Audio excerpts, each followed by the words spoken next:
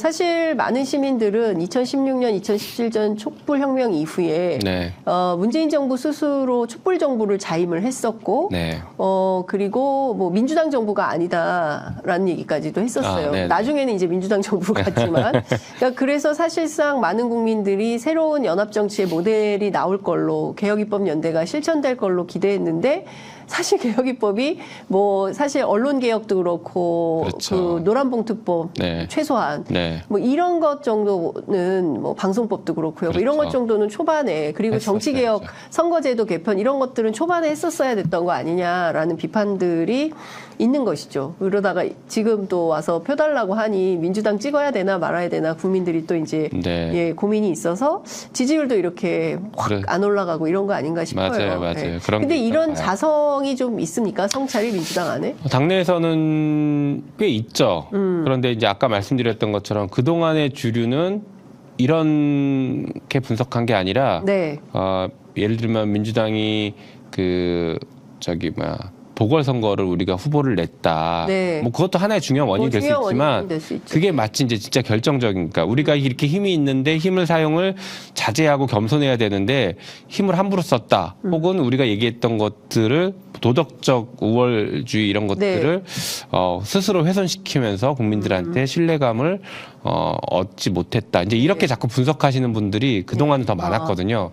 그러다 보니까 아까도 말씀드린 것처럼 한 발짝 나가기가 되게 힘들었어요. 힘들었고요. 그런데 지금은 조금 번하는 것 같아요. 뭐 선거를 앞두서 그런지 모르겠지만 우리가 무능했다, 네. 우리가 할 일을 제대로 하지 않았다라고 평가하는 분들이 지금은 굉장히 많아졌고 좀 주류가 된 거예요. 네, 그런 것 같아요. 게다가 검찰 개혁에 대해서는 지금 이구동성으로 다 찬성을 하고 있거든요. 예.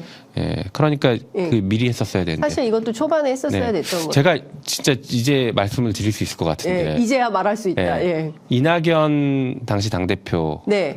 후보였죠. 예. 이낙연 의원이 당대표로 출마하려고 할 때 예. 그때 이제 자기 편이라고 생각되는 의원들을 불러서 예. 나 당대표 나가려고 하니까 같이 좀 도와달라. 잘해보자, 예. 도와달라 뭐 이런 얘기들을 예, 할 예. 때였어요. 예.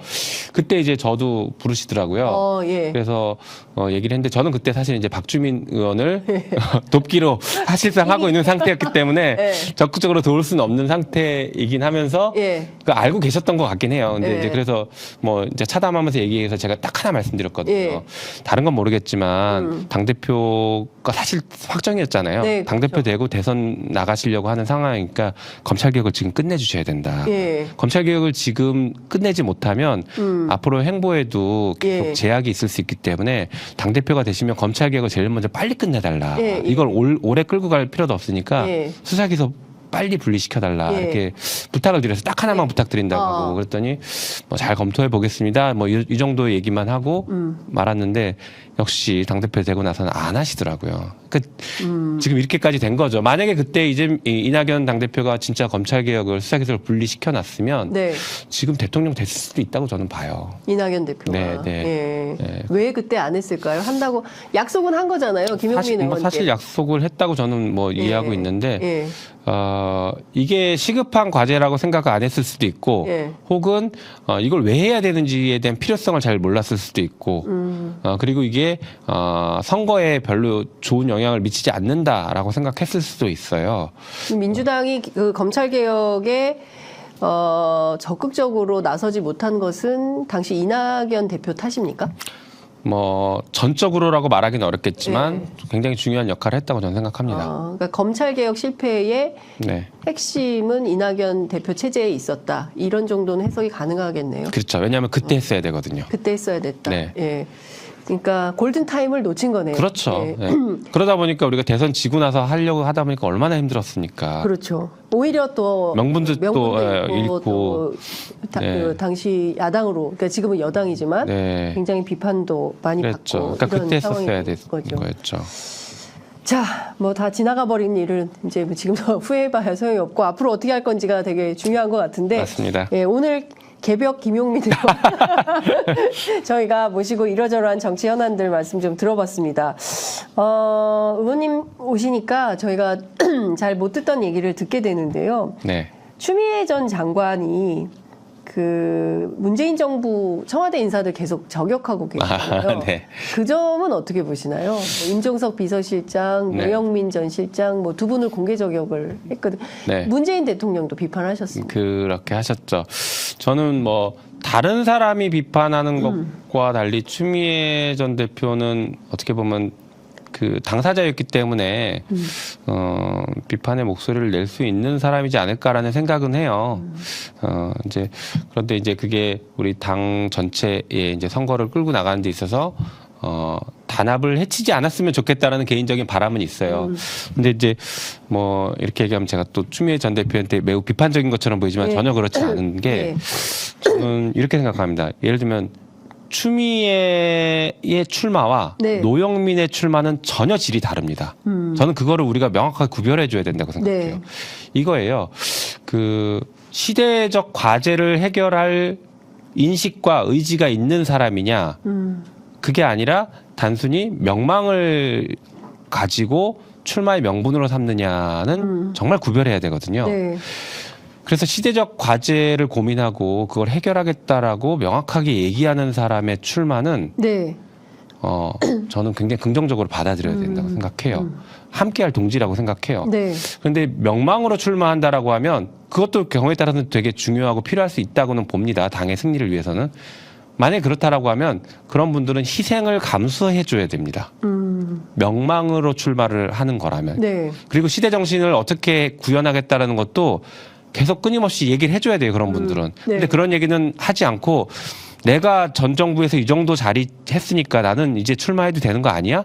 게다가 내가 예전에 했던 자리 가야 되는 거 아니야? 이렇게 얘기하는 건 저는 좀 정치 선배들로서는 좀 바람직하지 않은, 후배들에게 좋아 보이는 모습은 아니고 시민들에게도 별로 바람직해 보이지 않는다라고 생각합니다. 그러면 이른바 이제 노영민, 임종석은 어떤 선택을 해야 됩니까? 이번 선거에서. 네, 저는 콕 찍어서 한 분은 얘기 안 했는데 또 뭐 예를 들면 왜냐면 두 분을 지금 네, 예를 들면 그분들이 정말 출마의 명분을 가져가야 그러니까 출마의 명분을 삼는다라고 하면 네. 당의 어려운 곳에 적극적으로 나가서 싸우겠다. 그리고 이겨 돌아오겠다.